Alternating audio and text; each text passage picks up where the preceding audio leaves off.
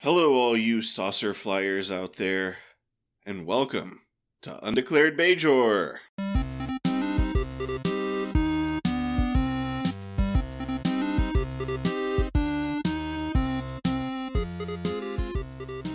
My name is Fletcher. About to say hello is Data. Yo!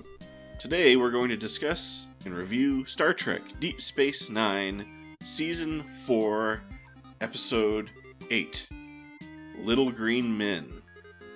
Alternate title, Let's Do the Time Warp Again. Well, yeah, no, that's about right, so... Can we travel to Earth without accidentally going back in time? You know what? We probably can. It seems like it happens a lot. Yeah, it's true.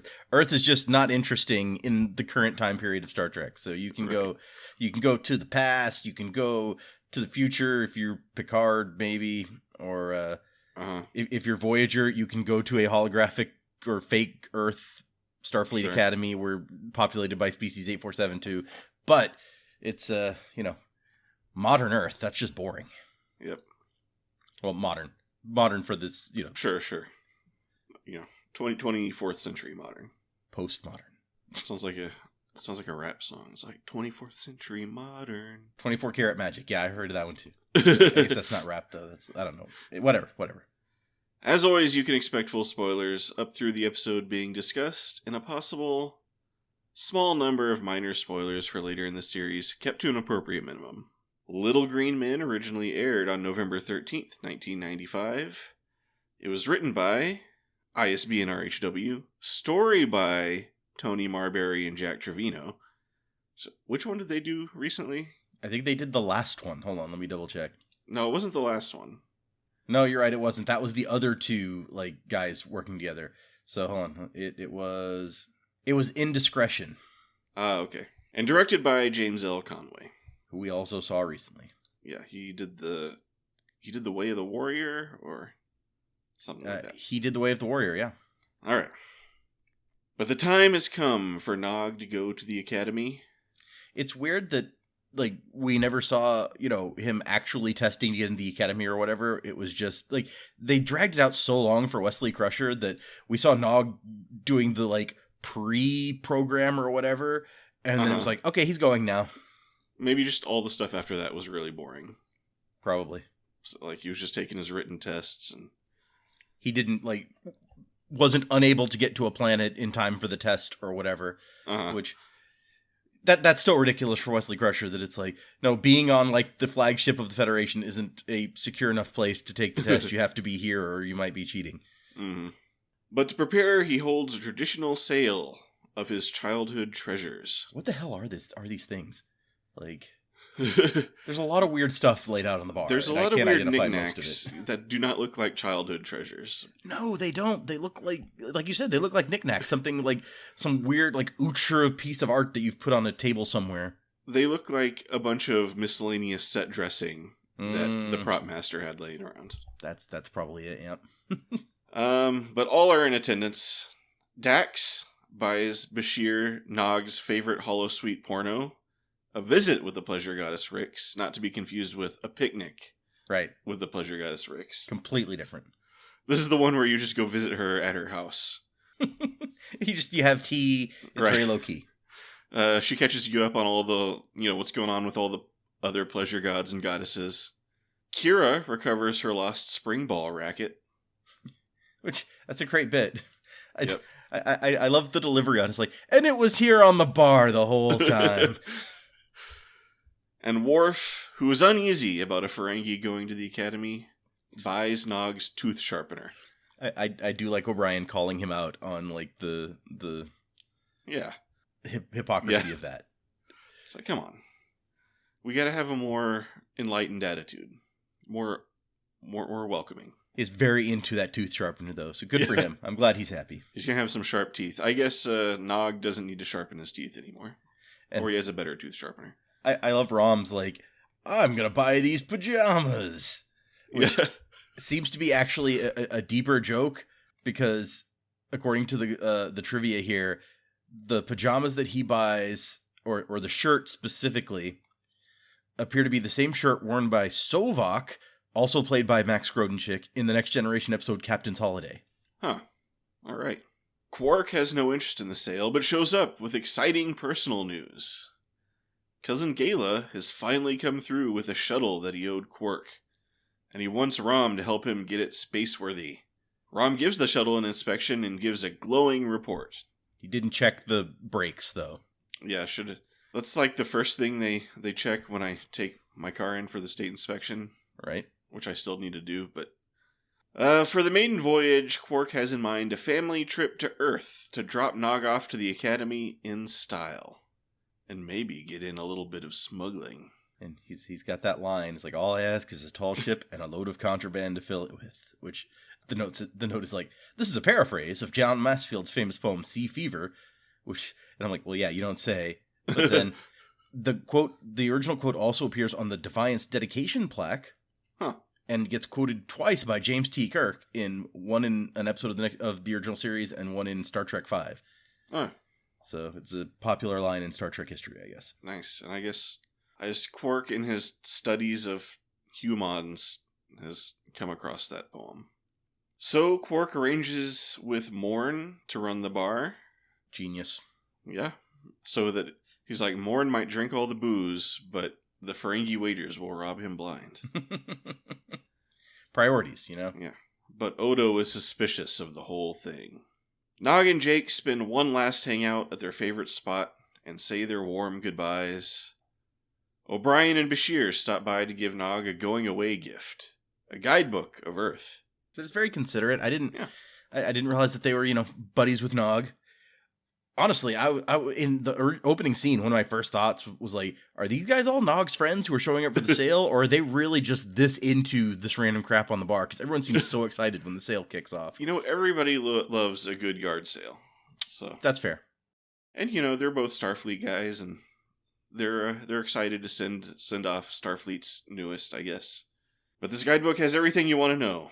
Culture, history, what mid-20th century American Army uniforms look like. Just everything. Soon, the Quark's treasure is off on its journey. Which is a good name. I like it. Yeah.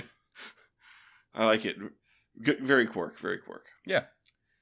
While Nog brushes up on his Earth lore, Rom lets drop that he found Quark's cargo bay full of illegal chemasite. Rom and Nog quickly blackmail themselves into a cut of the profits. Very slick. Or, they blackmail Quark, not themselves, but... I think this is the introduction of chemasite into the Star Trek universe, but it is not the only use, because looking at the article, it pops up a couple times in Enterprise, it pops up in Voyager.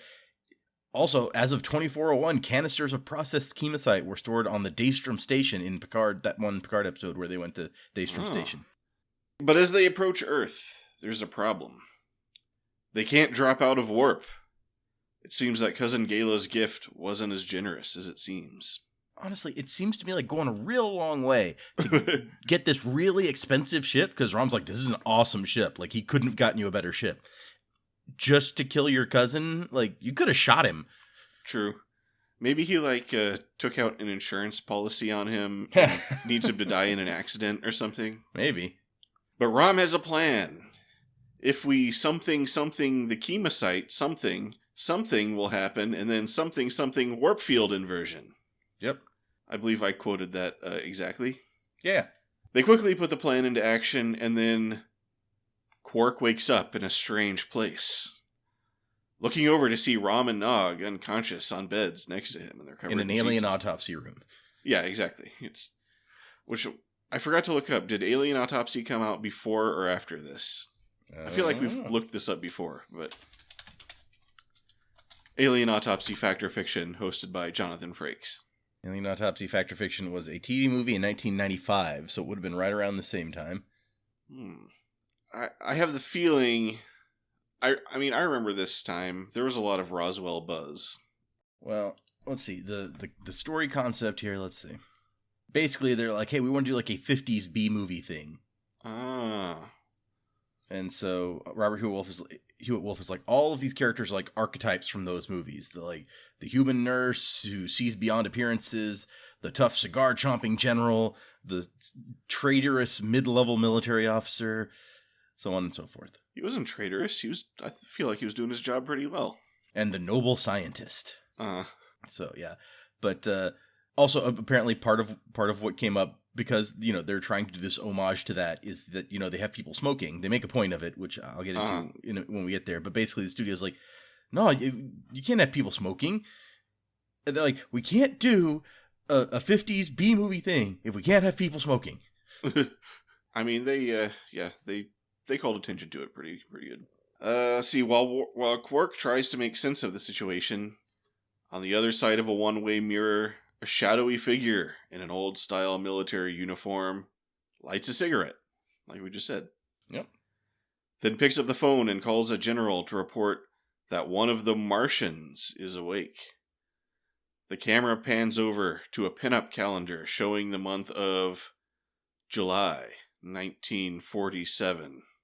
It is like the most unsubtle way to give us the date ever, but it works. Yep, and then we go to credits. No, wait, we already had credits. Never mind. We just go to commercial. We get an establishing shot of a military base. In the observation room, a group of military people observe the Ferengi, discussing their weather balloon cover story. They flip on a speaker and hear Quark and Rom arguing in Ferengi. So, Yeah, there's a thing in here about like this being the first time you hear like sentences of Ferengi being spoken. And, so this is the first episode where there's full sentences of Ferengi, and Armin Shimmerman is like, yeah, once we open that door about language, then people will probably like to see a Ferengi language develop like the Klingon language has developed. I think that was a little overly optimistic on his part. Sure, Armin Shimmerman, sure. Quark tries to get out, but can't figure out how to work the door. Also, it's probably locked. Yeah, probably. He worries about his ship and starts pounding on the door, wanting to know what's going on. Among the military men is some kind of professor, who also happens to be Nurse Garland's fiancé. Yep. The general sends him in to talk to the Ferengi. So, do we know any scientists?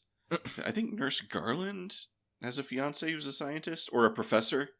I don't even think they ever say he's a scientist. I like the note in here about this role, which is played by Megan Gallagher, is, according to Megan Gallagher, there was a casting breakdown for the episode, which described the role of Garland as looking for a Megan Gallagher type.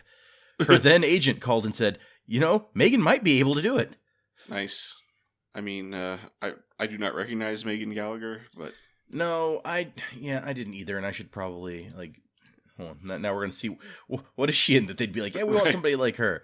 Oh, she was in that Invasive Procedures episode as the girlfriend. Oh, yeah.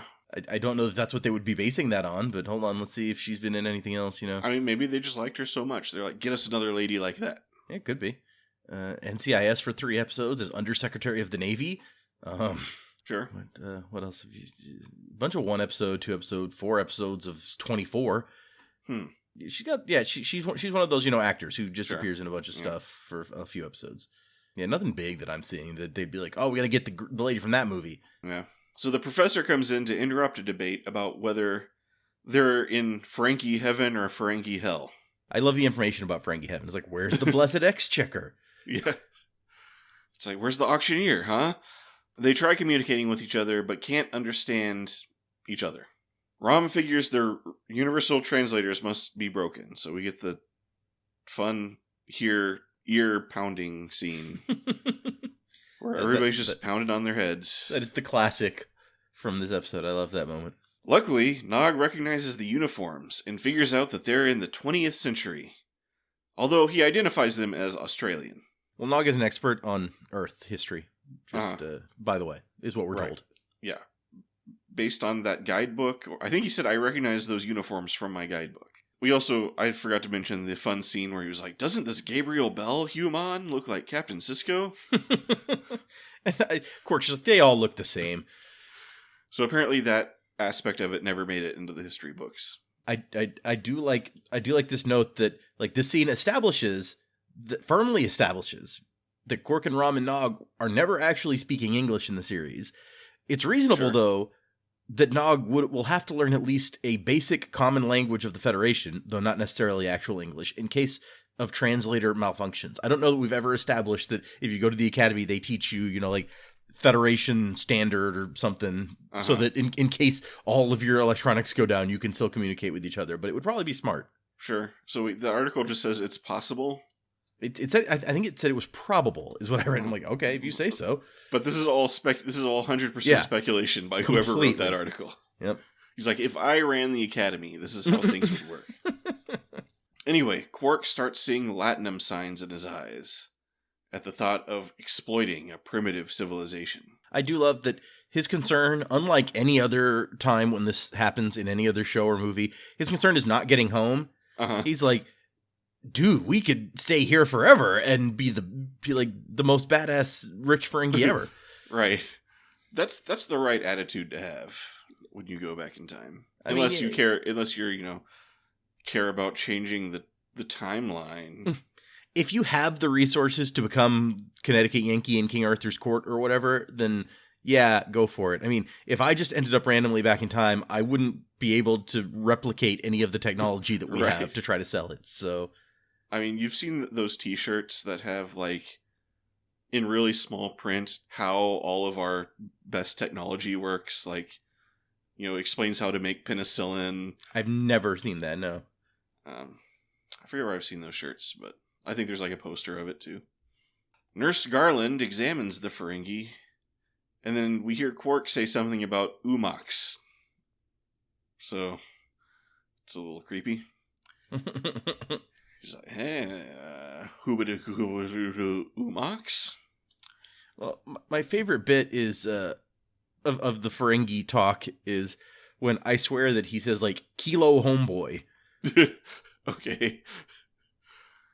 Like, did they write this language, or were they just making it up as they went along? Yeah, it's a good question. I assume the writers wrote it, but Rom speculates the translator malfunction might be caused by radiation, which Nog says is consistent with 20th century nuclear weapons testing. Meanwhile, the professor and Nurse Garland discuss honeymoon plans. Maybe we'll go to Niagara Falls. Maybe we'll go to Mars.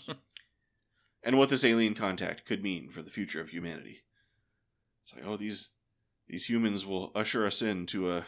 This isn't the part where she says, like, an alliance of planets or whatever, but Quark's in there talking about scamming them out of all their latinum or whatever, and they're like, what brave new world are we entering into now? Yeah, this is not the race that you want to meet for that to happen. Outside, the military dudes examine some photos of Quark's treasure, which is being held at Hangar 18. Editor's note, the famous Hangar 18 is actually at Wright-Patterson Air Force Base in Ohio, not Roswell. Well, and there's actually a note in here about Hangar 18, because... I mean, there's no reason Roswell Air Base couldn't also have a Hangar 18. But... Well, yeah, right. But so, the episode's directed by James L. Conway. Quark's ship is stored in Hangar 18. Not coincidentally, Conway directed a movie called Hangar 18, a film about the Roswell incident. And as soon as Conway heard about the upcoming, quote, Hangar 18 episode, he expressed his interest to Ira Stephen Bear. Okay, so they had to put that in to sweeten the deal for James Conway. I've never seen that Roswell movie. I've seen the Roswell movie with Martin Sheen, but not that Roswell movie. Then a friendly dog comes up, and everybody starts loving on the dog without question, which is pretty realistic based on my experience. Dogs just wander around randomly, and you pet them, and you're like, oh, look at your cute mouth foam. Everybody's like, who's this good boy? Who's this good boy? Then after we get our making fun of smoking scene, with the help of the nurse's hairpin, Rom gets the translators working. Quark introduces himself as Chief Financial Officer of the Ferengi Alliance, and starts offering future technology for sale for the low, and not ambiguous price of, quote, a couple million bars of gold. Which, that's a lot of gold. Well, yeah.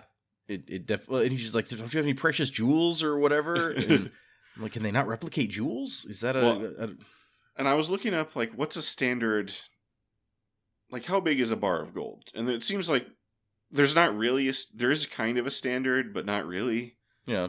Which is like, it's like 12 point something kilograms, but... So, I've note that despite, him fighting to have the cigarette smoking in the episode, Ira Stephen Bear is in here saying he was not entirely happy with how the commentary on nicotine came across in the finished episode. He feels that because nicotine is such an easy target for criticism, he and Robert Hewitt Wolf should have been more subtle. Knocking cigarettes is such an easy target, we thought it would speak for itself, but we actually verbalized it, and I wish we hadn't. We got a little self-righteous, and it was like shooting ducks in a barrel. What? Ira Stephen Bear said that? Apparently. And then... Man, can't believe you got so self-righteous, Ira Stephen Bear. And then he also notes that they wanted in this episode have Quark become addicted to cigarettes and have to learn to do without. Which that would have been an interesting tack to take. Yeah. It's like just a whole episode of Quark trying to quit smoking. Yeah, that'll be the next episode, exactly. He's like, come on. It's like putting nicotine patches all over. And apparently, early in the fourth season, the 50th anniversary of Roswell was coming up, and so they proposed, like, hey, let's do a Roswell show. Yeah, I remember that. You may remember I went through a brief UFOs and aliens phase. Yeah, totally. In high school. Yep. I was an X-Files fan, so... However, the General is suspicious as Quark reminds him of a car salesman. Then Quark threatens to go to the Russians, but the General says... Bad move. Yeah, maybe don't say that. But the General says he has to talk to the President. There's an interesting thing about the General here, that this guy who plays the General played in an early... okay, here, where is it? Let me find it. Charles Napier played the musical and free-spirited Adam in Star Trek The Original Series 3rd season episode, The Way to Eden. A major contrast from the hard-nosed general he plays here. However, 5 years after this episode, in the episode of Roswell called Summer of 47, in which his character as a young man was an army officer who had witnessed the 1947 Roswell incident. So, full circle for him from here to there. Yeah. Everybody's got these Roswell connections. I mean, on the show Roswell, probably makes sense. I gotta say, I love driving through Roswell, because Roswell's basically on the way pretty much anywhere you want to go west, so... Even for the aliens. I love stopping by the Roswell Alien UFO Museum and Alien Research Center. Yeah. Last time I went there, the guy let me in for free. Nice. He was like, oh yeah, we're going to close in like 15 minutes, but yeah, go on in. I was like, nice. They always have some fun stuff going on in there. So if you ever get the chance, stop by Roswell. After Nog tricks Nurse Garland into some umaks. It's kind of a gross scene when you know what, like, umaks is. Like, it's like, oh. Yeah. And then Rom tries getting in on it. Right?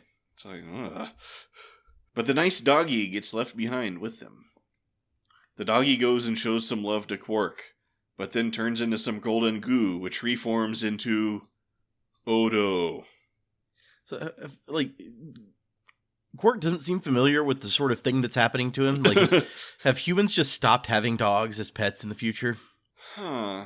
Like, we saw in Enterprise, the captain has a dog, but that may be the furthest into the future. Oh, no, there's an episode of Next Generation with the dog that turns out to be a shapeshifter. Doesn't Captain Picard have a dog in that? Picard? Oh, in Picard, you're right, yeah. I mean, that was on Earth, so I don't really think about it the same way, but yeah. I guess they just don't take dogs in outer space very much. Yeah, maybe. So. It's awkward to clean up after them in space. You're right, this is the second time a dog has turned out to be a shapeshifter. So Odo's here to arrest Quark for smuggling. But first he needs to get Quark back somewhere where he actually has jurisdiction. Rom says that if there's any chemosite left, they can use a powerful energy source to return to the correct time. But Quark doesn't want to leave. He wants to stay and rule this primitive planet. Then give warp technology to the Ferengi and rule the universe. Yeah, apparently this little bit creates a bit of a problem where I think the answer is Quark doesn't know what he's talking about, but he talks about how, like, it's like the Ferengi will have warp drive before the humans, or like centuries before the humans or Klingons or even the Vulcans.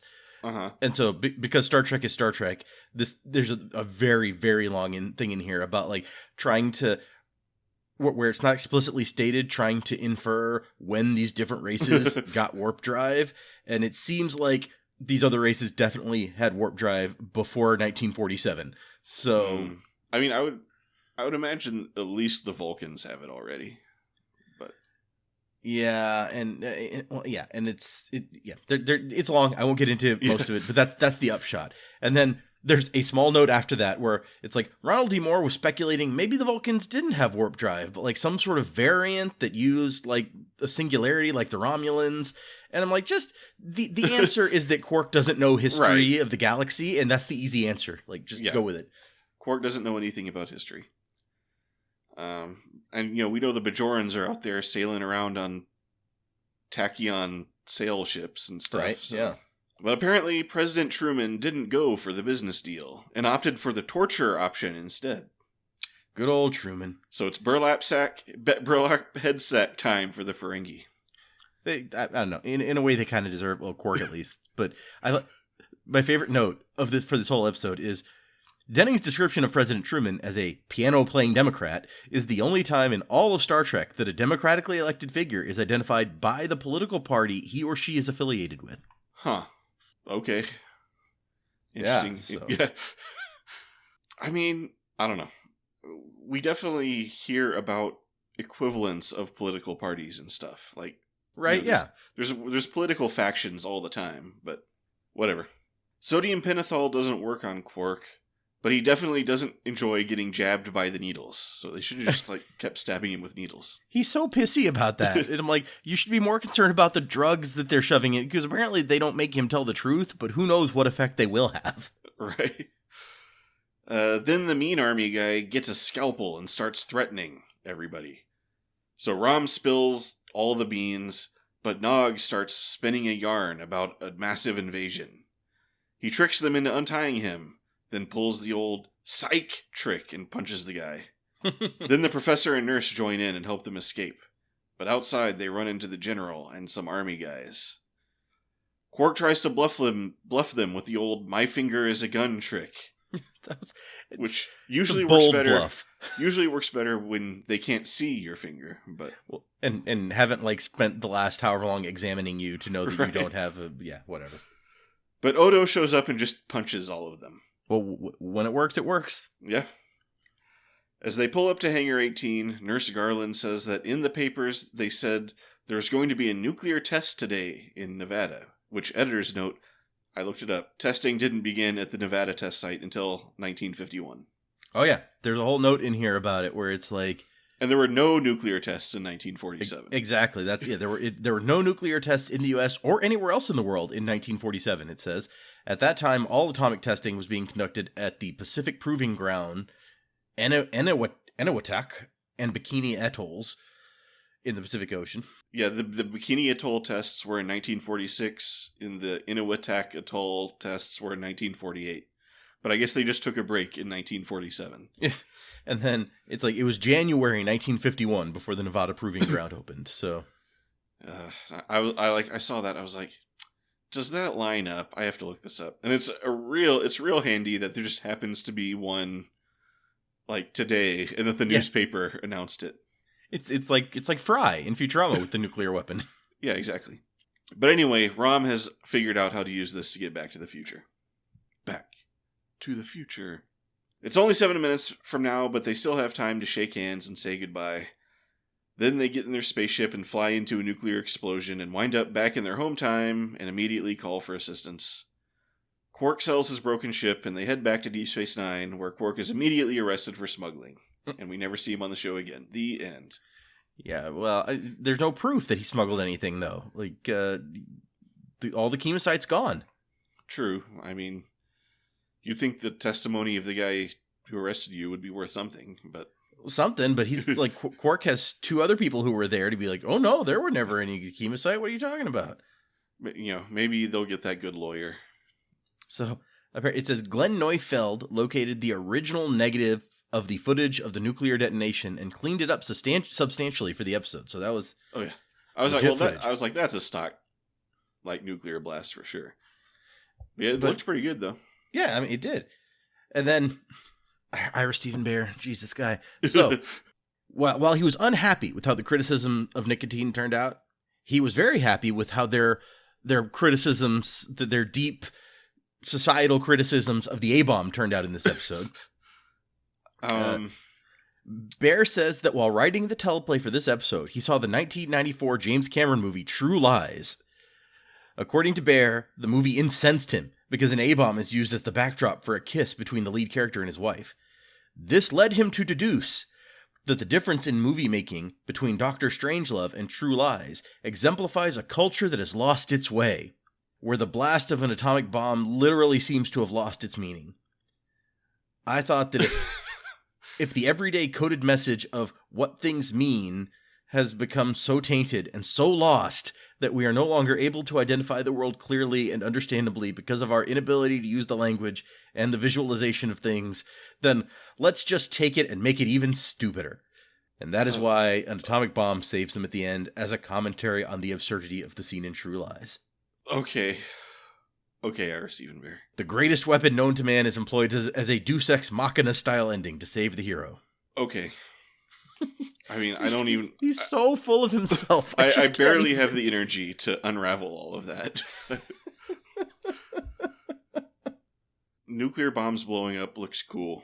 I just don't know any other way to say it. And that scene in True Lies was cool. I mean, True Lies is a ridiculous movie. It's supposed to be ridiculous. That's the point of it. That's true also. I mean, it's definitely kind of a spoof and satire on the secret agent genre. So. Yeah, it's not supposed to be taken as a serious commentary on the state of the world or whatever. So is that the one where a guy is hanging off a missile and then Arnold shoots the missile and says, "You're fired"? I think it is. Now, or was that the... Hold on. Missile, you're fired. Yeah, True Lies. It's like, that sounds like the kind of thing that could also have shown up in like Last Action Hero, but I don't remember missiles in that, so let me just make sure. But yeah. I mean, I could go into a whole... I mean, I could just pull a bunch of yarn out of my ass, just being like, oh, in the years immediately following the dissolution of the Soviet Union and the release of tensions of the Cold War, the use of atomic imagery for entertainment was cathartic or whatever. But just like, no. It's not that deep. Yeah, those weapons are still out there though, and they're very scary. I won't dispute that.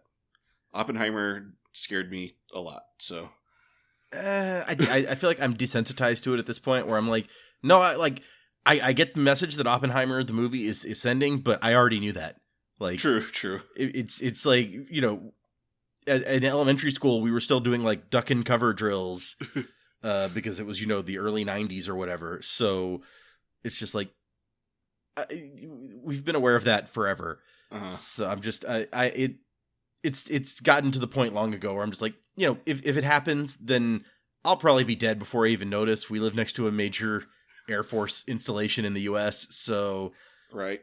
Well, what I always tell myself is like, they'll nuke that first. And then, you know, I'm a few miles away, so I'll have time to like run away or something. It's like they wouldn't use the ginormous nuke on us, right? Yeah, probably. Like, they're not going to drop the Tsar bomb on West Texas, I don't think. So Megan Gallagher is quoted in here, and I just love how she phrases this. She's like, not to brag, but I've got a long resume. I've done 6 television series as a regular and recurred on a lot of other shows, and I've gotten more fan mail about this one episode of Star Trek than anything else I've ever done, including the entire run of Millennium. Yeah, now, I don't want to knock on Millennium too much, but did anybody actually watch that show? I certainly didn't. The main thing I know about Millennium is, like, you know, X-Files has a Jose Chung's from Outer Space episode. Right. Millennium also apparently has an episode featuring the character Jose Chung. Wow. Because, I mean, they were both, like, you know, Chris Carter shows. Right, yeah. And I know Millennium had Bishop from Aliens in it, but that's literally all I know.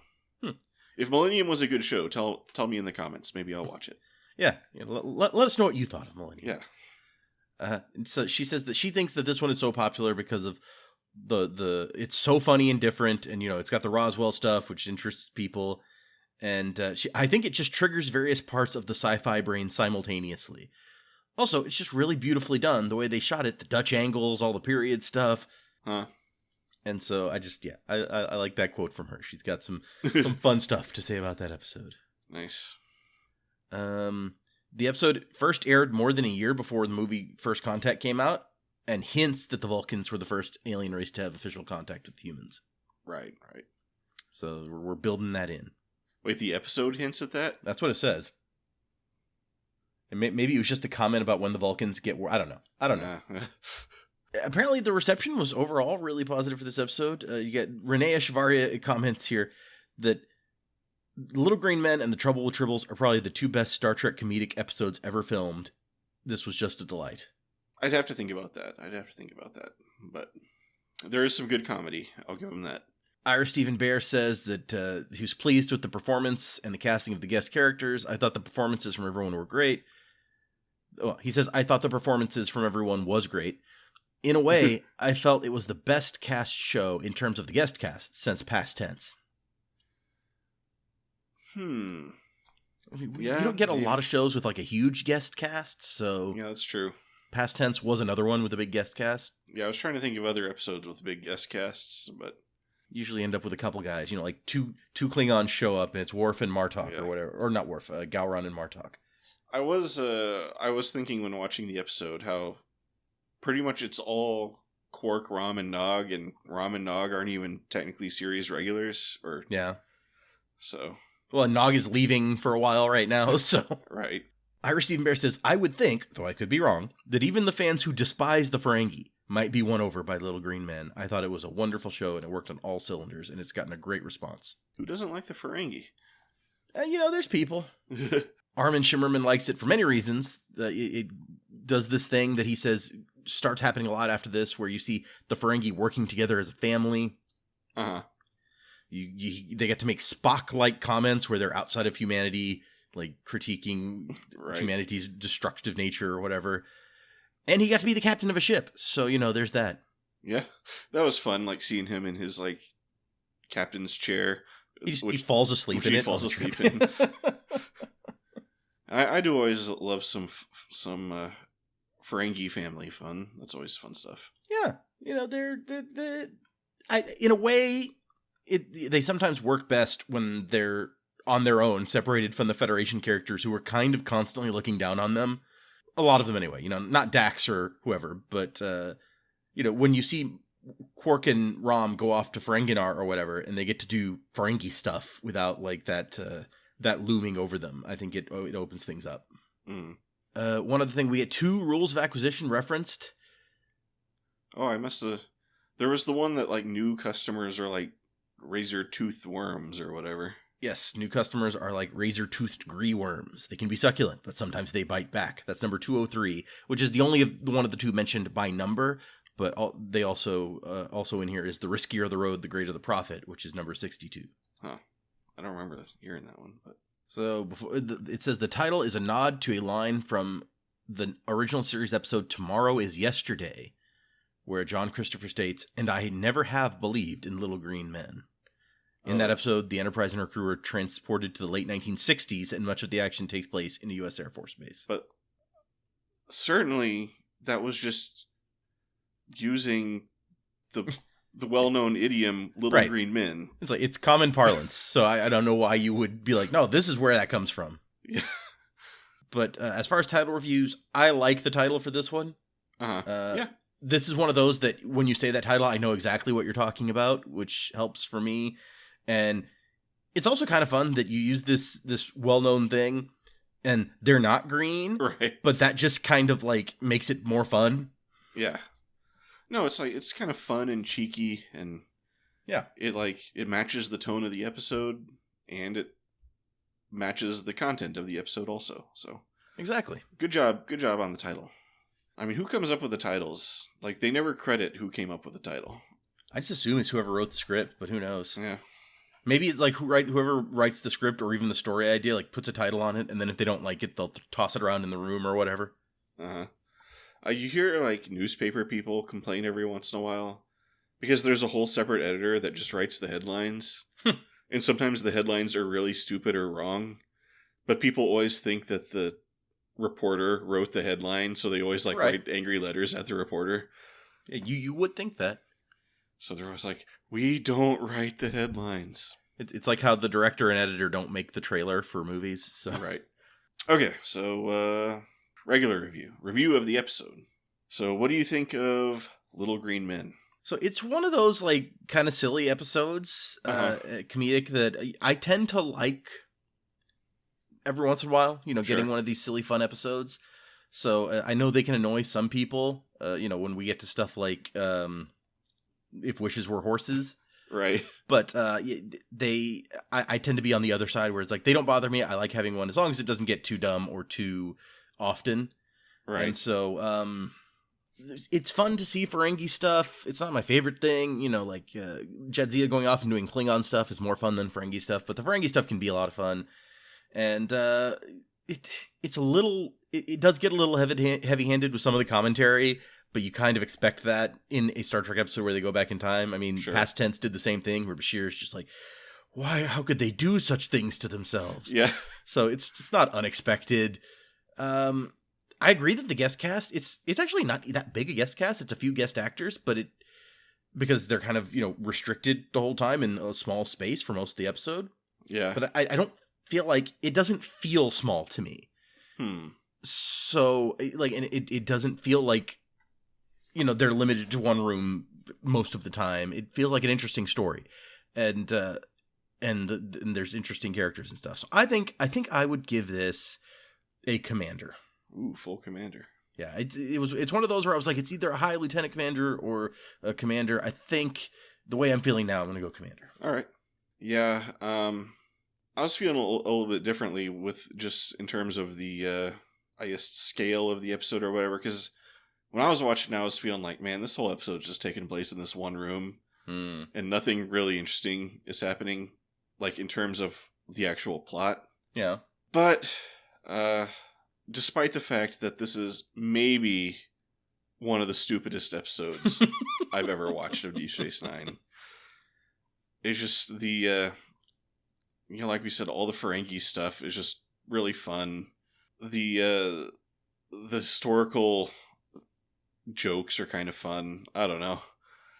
There's just something about it that's light. Maybe it's just because I'm still in this getting over all the heavy episodes. They're giving us some like nice light ones now. Yeah, that's a good point. There's something to be said for the contrast in these last couple. Yeah, we talked about that last time, but yeah, I wasn't thinking about that. But every rational piece of my brain tells me not to give this a good review, but I just can't. I can't hate it. So I'll also give it a commander. Wow, nice. Okay. I have no logical way to defend that, but it was like I couldn't let myself give it less than a commander. Okay. Anyway, I can relate because I also said that. I'll let myself have it this one time. Anyway, what can we expect from next episode? Yeah, come back for the next episode, The Sword in the Stone, or yeah, you know, King Arthur or something. It's something like that. Nailed it. Yeah, right. The funny thing is, I've had it the whole time we've been talking. I had the thing for the next episode up, and I was like, "What am I going to do with that? What am I going to do?" And I didn't come up with a very good one, but you know. Well, it's staying in. So, unless you have any final thoughts, we can wrap it up there. No, I don't think so. I think that despite what the time we spend on it, there's not that much more that you can say about the episode. Yeah, that's another thing about this episode is it's kind of defies digging into or expanding. It's very much what it is on the face of it. And unless you go into Ira Stephen Bear's yeah, right, commentary of using nuclear imagery flippantly to do whatever. I don't know. It's kind of the thing about doing comedic episodes is that they don't tend to be very deep or impactful in the long term. Like, right. You could do a version of this where they like made some change and it like made a lasting effect through the rest of the show, and it actually like it turned out to have huge ramifications what happened here. But yeah, they don't, because they should have done at least something cute like when Captain Sisko got that baseball. Oh yeah, from In Wishes Were Horses. Like Nog should have some memento from his time in Earth's past or something. Or, like what we saw in this episode where there's a picture of Captain Sisko as Gabriel Bell. It's like somehow some sort of picture of something related to this moves into the future. Yeah, we just see somebody like looking at a screen and it has a picture of like them laying on those tables or something. No one will ever believe this. And then they close the folder. But anyway, call it there. If you made it this far, thank you for listening. Don't forget to check the description. Interesting stuff goes in there sometimes. If you really need something to watch after you're done listening to this episode, and you're on YouTube. But I'm Fletcher, about to say goodbye as Data. Bye. Until we meet again, keep the blood wine warm and the prune juice chilled.